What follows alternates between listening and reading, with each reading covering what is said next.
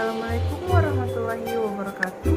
Perkenalkan, saya Nindya Prilly Bahtiar, NIM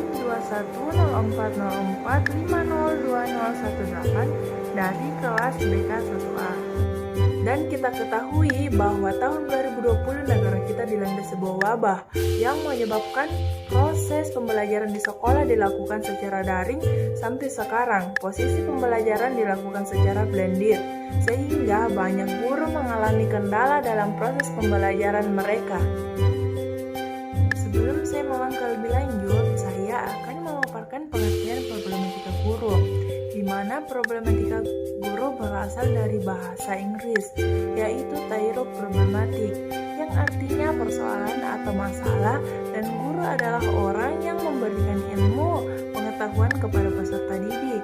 Jadi problematika guru adalah persoalan-persoalan sulit yang dihadapi dalam proses pembelajaran guru yang bertugas untuk mendidik dan mengajar anak didik sehingga memperoleh kedewasaan baik dari jasmani maupun rohani.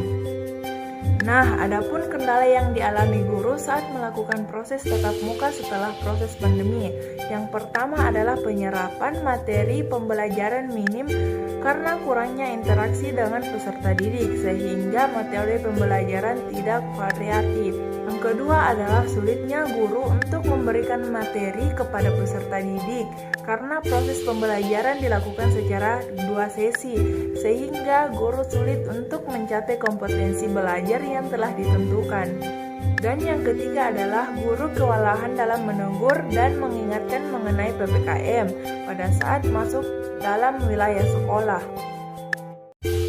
Dan yang keempat adalah banyaknya siswa yang kurang percaya diri karena pada saat pandemi mereka hanya di rumah untuk melakukan proses pembelajaran tidak aktif saat melakukan Zoom, sehingga ketika tatap muka maka akan kesulitan dalam berbaur dan kurang percaya diri. Yang kelima adalah waktu pembelajaran tatap muka lebih singkat dibandingkan pembelajaran online karena ketika di sekolah dibuka pembelajaran tidak boleh lama.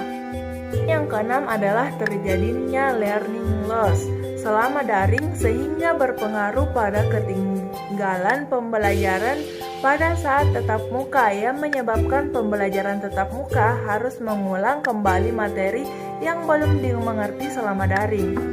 Dan yang terakhir adalah yang ketujuh, waktu pembelajaran tatap muka dimulai banyak dari peserta didik yang memiliki kendala pakaian sekolahnya. Karena itu banyak peserta didik kelas 1 SMA tidak memiliki seragam. Jika ada kendala pasti ada jalan keluarnya atau pemecahan masalah. Nah, adapun pemecahan dari kendala tersebut yang dihadapi oleh guru. Yang pertama adalah metode blended learning, adalah metode yang menggunakan 2 pendekatan sekaligus. Dalam artian metode ini menggunakan sistem daring sekaligus tatap muka melalui video conference atau video call. Jadi meskipun pelajaran dan pengajar melakukan pembelajaran dari jarak jauh, keduanya masih bisa berinteraksi satu sama lain. Yang kedua adalah ketika peserta didik terkendala jaringan, guru dapat melakukan kunjungan ke rumah dengan melibatkan orang tua atau dengan membuatkan sebuah modul kepada peserta didik. Nah, mempelajari di rumah pada saat pembelajaran daring maupun luring. Dan yang ketiga adalah tetap beri pemberitahuan kepada semua peserta didik agar memperhatikan protokol kesehatan dan tetap memperhatikan tata tertib dari sekolah. Yang keempat adalah pembelajaran efektif menuntut keterlibatan siswa agar aktif karena mereka merupakan pusat kegiatan pembelajaran dan pembentukan kompetensi. Siswa harus didorong untuk menafsirkan informasi yang disajikan oleh guru sampai informasi tersebut dapat diterima dan dipahami.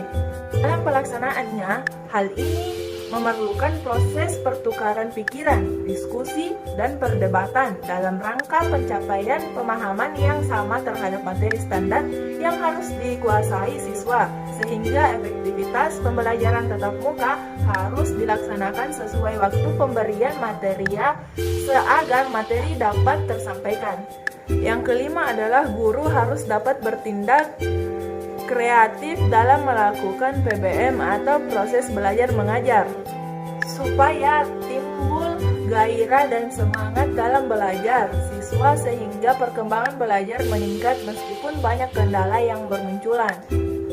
Yang keenam adalah untuk mengejar ketertinggalan pembelajaran, guru dapat memberikan materi yang akan dibahas sehari sebelum waktu belajar mengajar. Hal ini dimaksudkan agar murid dapat mempelajari lebih dahulu materi yang akan dipelajari. Dan yang terakhir adalah yang ketujuh, seharusnya pemberitahuan tentang pembelajaran tatap muka itu ketika akan dimulai harusnya ditentukan juga berdasarkan kesiapan peserta didik. Itulah tadi penjelasan dari saya, kurang dan lebihnya mohon dimaafkan. Akhirul kalam, wallahumma muwaffiq ila sublis salam. Wassalamualaikum warahmatullahi wabarakatuh.